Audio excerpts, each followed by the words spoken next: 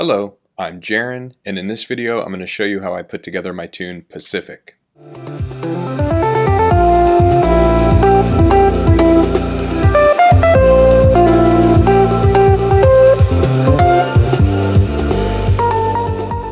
The initial idea for Pacific came together in a sketch that I made in the fall of 2020.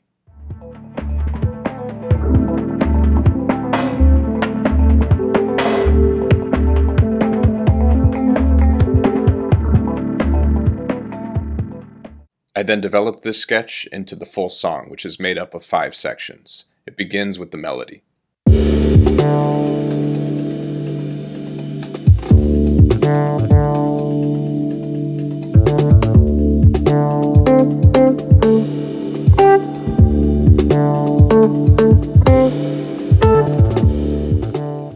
The second section is the guitar solo.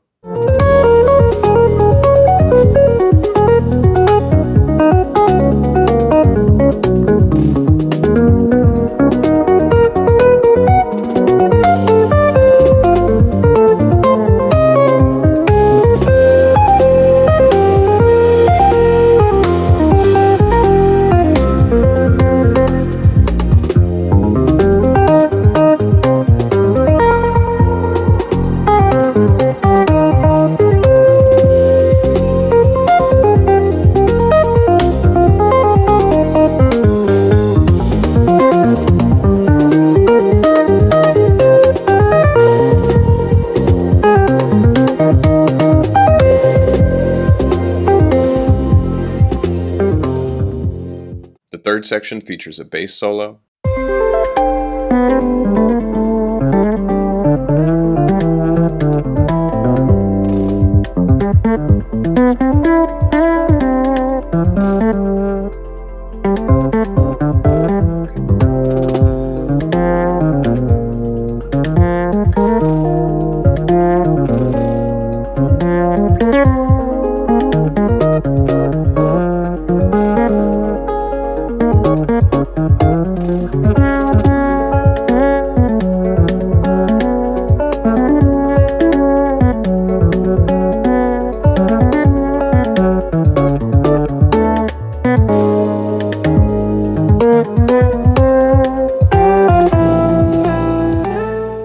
The fourth section is a bridge or shout chorus.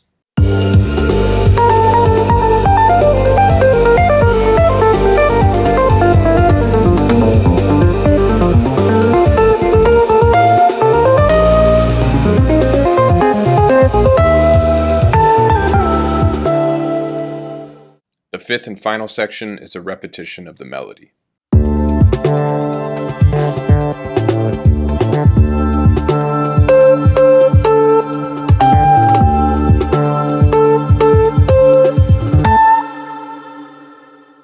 The rhythmic backbone of the track is a 16th note drum groove, which was programmed on the grid with a precise drum machine feel, but with the sound palette of a loose acoustic drummer, which I created using Superior Drummer's The Roots library.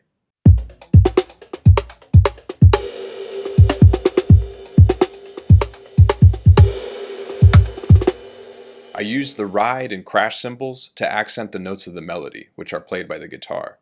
All of the notes of the melody rhythmically anticipate the strong beats.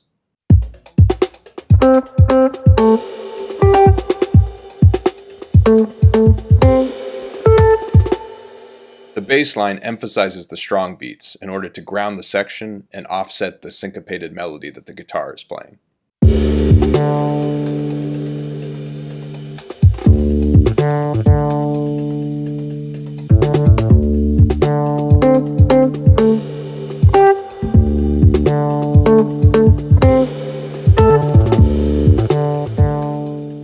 This is repeated 3 times. With each repetition, the drums and bass become more rhythmically detailed.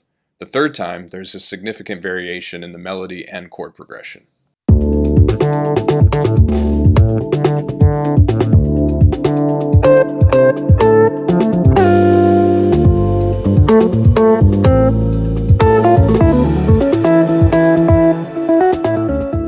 In the first section, the chords are played by Ableton's Electric, an electric piano instrument that emulates the sound of the Fender Rhodes and Wurlitzer electric pianos.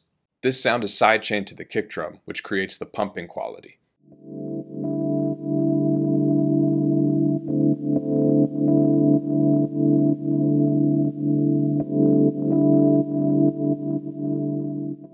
Also, a few of Electric's parameters and effects are automated so that the sound slowly evolves through each section.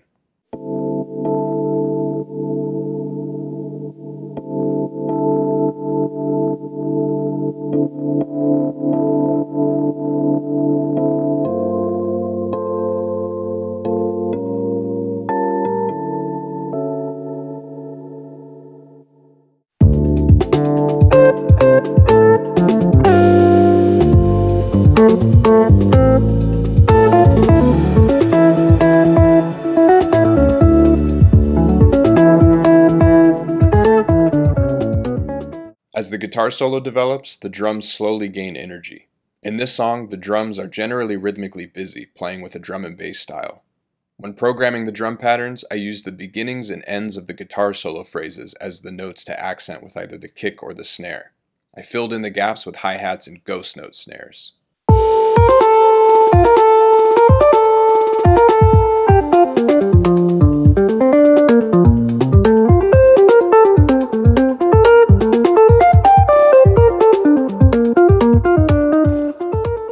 A second chord instrument enters the mix at the beginning of the guitar solo.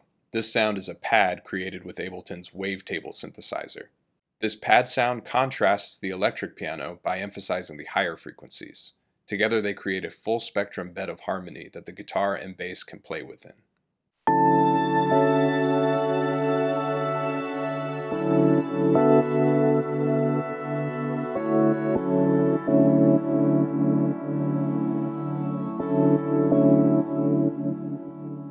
Similar to Electric, some of Wavetable's parameters and effects are automated so that the sound slowly evolves as the sections progress.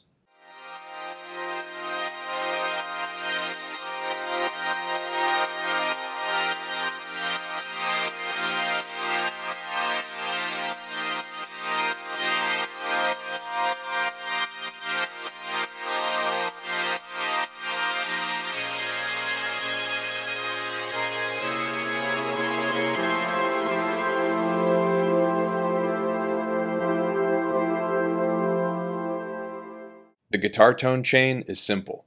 I wanted to maintain the tradition of jazz guitar tone and preserve the clean sound. I'm not using any amp or cabinet simulation, and instead let the natural direct tone of the guitar speak for itself.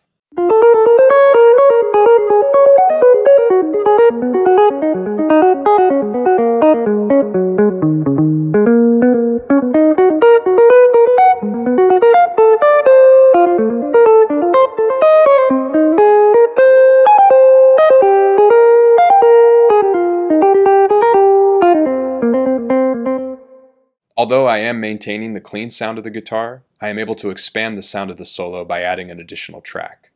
A few measures into the guitar solo, I introduce a synth that doubles some of the prominent guitar notes. The synth adds depth to the lines of the guitar solo and makes the overall sound more interesting. At first, the sound is barely noticeable. It is felt more than heard.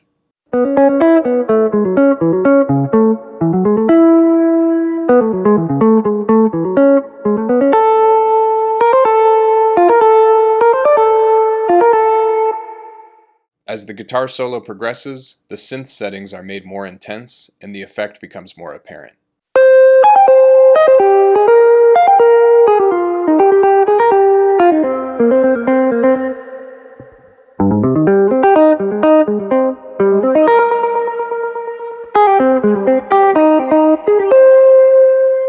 To further enhance the guitar solo, I subdued some of the notes that presented tuning issues by treating them with a tremolo or stuttering effect achieved by altering the warp settings.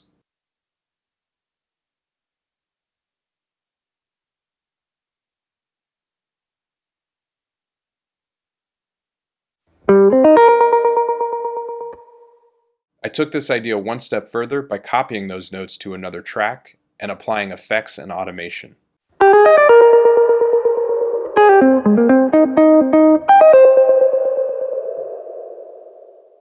Together, all of these elements build up energy until the bass solo, where most of the momentum and rhythmic drive drops out.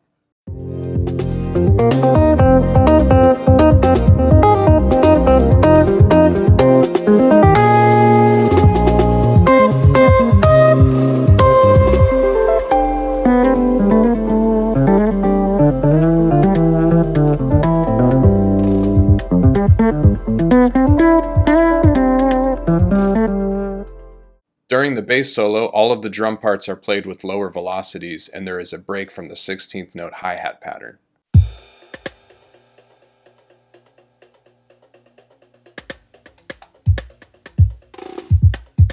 The electric piano drops out, and the higher frequencies of the wavetable pad provide the chords solely.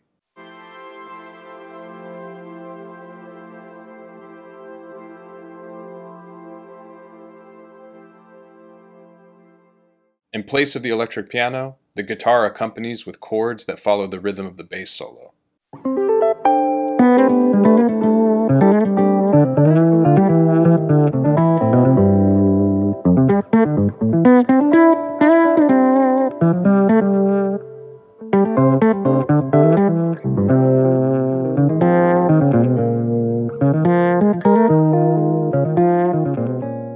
A synth bass is introduced that clearly establishes the roots of the chords, while the original bass plays melodies. All of these things create more space in the middle of the frequency spectrum, where the bass is now free to play melodies unchallenged.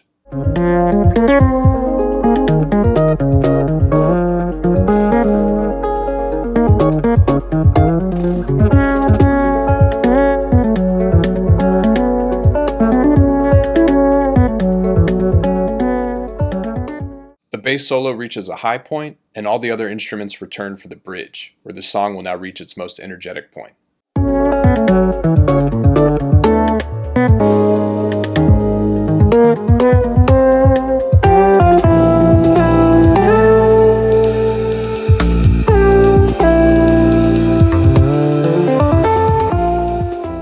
The drums switch to using the cymbals as the main driver of the groove. The wash of a cymbal is capable of producing a wall of sound that far exceeds the energy of a closed hi-hat.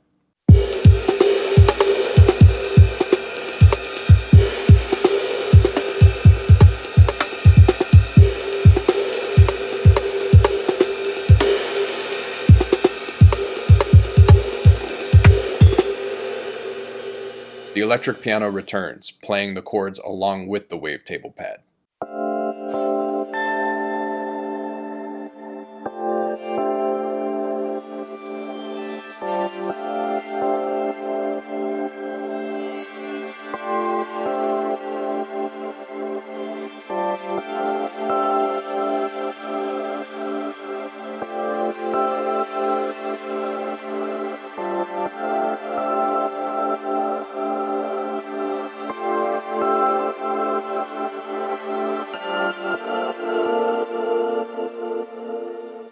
The guitar returns to its melodic role, playing an elaborated melody that functions as a second short solo. The synth that was playing only the prominent guitar notes earlier is now doubling the entire guitar part.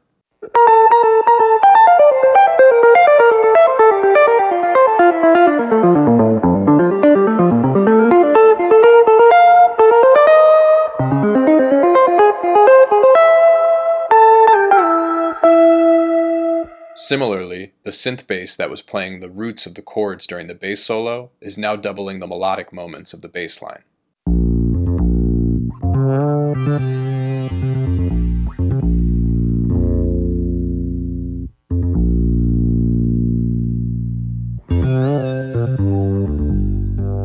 The song closes out by returning to the original melody.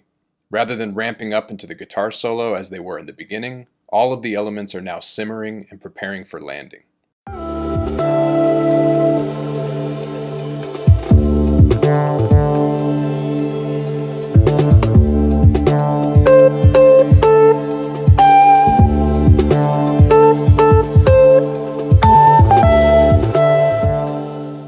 The final moment is a clear rhythmic gesture where every part of the ensemble emphasizes the last rhythm of the melody played by the guitar.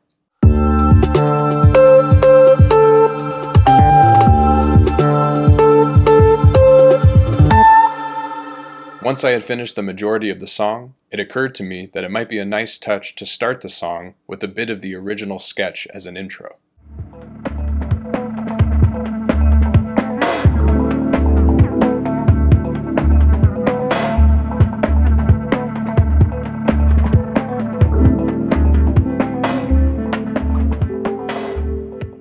I used just one cycle of the loop, and then applied a significant amount of filtered delay using echo. This created a nice atmosphere for the opening of the tune.